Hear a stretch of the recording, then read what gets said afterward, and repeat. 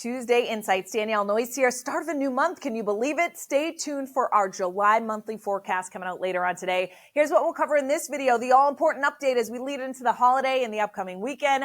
Lingering south coast rain Wednesday. Pop-up shower storm Thursday. The 4th still looks good. I'll let you know one thing I'm keeping a close eye on. Heat and humidity returns Sunday. We go 90 plus again, and it will linger into the start of next week. Could be a potential heat wave Sunday, Monday, and Tuesday for some cities and towns. All right, fireworks forecast the next several nights. Our Wednesday is looking good. There'll be some lingering clouds in eastern New England.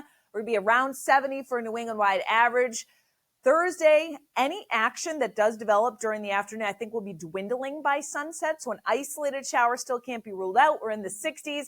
And then Friday, comfortable, drier air 60s. An isolated shower, very low risk of it. We'll take a look at that in a second. Across the country, the weather forecast map shows that front that's going to be pushing offshore. A little slow to depart during the day on Wednesday, offshore Thursday as the next disturbance comes in. The 4th itself, that trailing edge of the front brings some areas of locally heavy rain into central and southern Florida. Otherwise, a lot of the East Coast is all right. We've got some rain from central Texas back up into Oklahoma with some localized flooding, and then some showers across the Intermountain West. A lot of heat across the country for the 4th, 80s and 90s.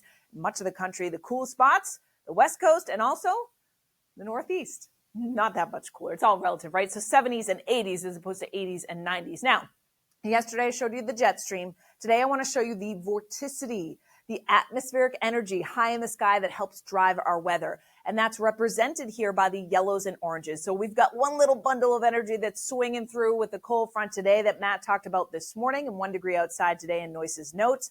That energy still slow to depart tomorrow. So that's what keeps the threat for a shower or downpour, even a thunderstorm around along the south coast. Here we go by Thursday. Whoa, big upper level low. You can see that here to our north. What happens to that? Well, it sparks showers and thunder on Thursday afternoon, and then it dives south. So I want to stop things Friday evening on the 4th. While many of us don't have energy over us, eastern New England, this is a lot of energy. Look at the deep kind of reds and purples and pinks here. So the one thing I want to keep an eye on is that we may be able to pop a couple of showers in eastern New England as this low departs. Now it will be battling back, or it's kind of a battle between that and the drier air that's come in, because the dew points are going to drop substantially. That's just a lot of energy that's still over eastern New England to keep an eye on. Of course, we're still several days out, so timing of that, if it's offshore a little bit sooner, would be good news. I just don't want to completely close the door to a chance of a shower on the 4th in the evening. I do not think it will be widespread.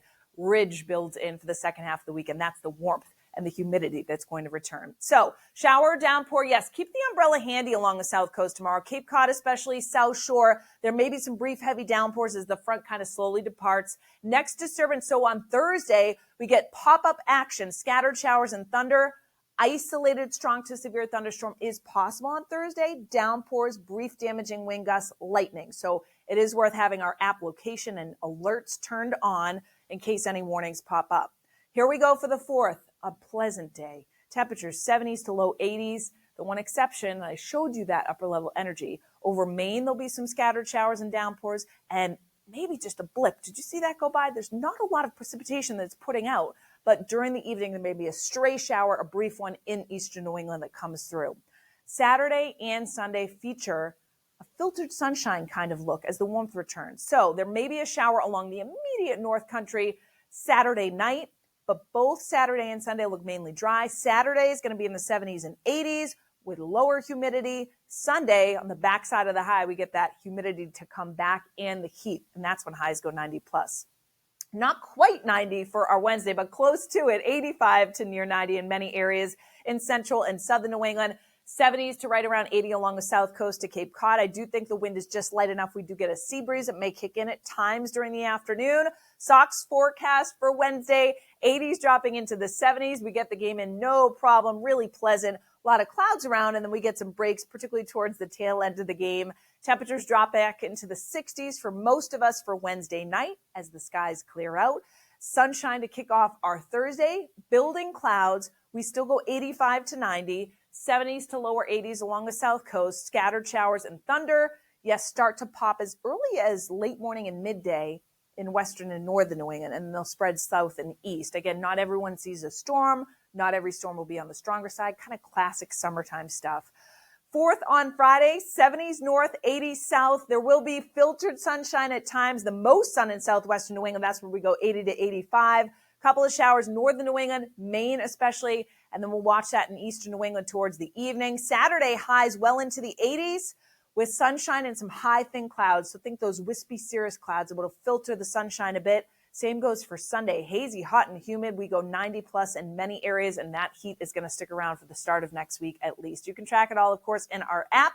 Free on the App Store and Google Play. Use the interactive radar, sponsored by CrackX as well. And our merchandise, if you want to check that out, T-shirts, umbrellas, hats. We've got gift cards on there, blankets, bibs, you name it, swag.onedegreeoutside.com.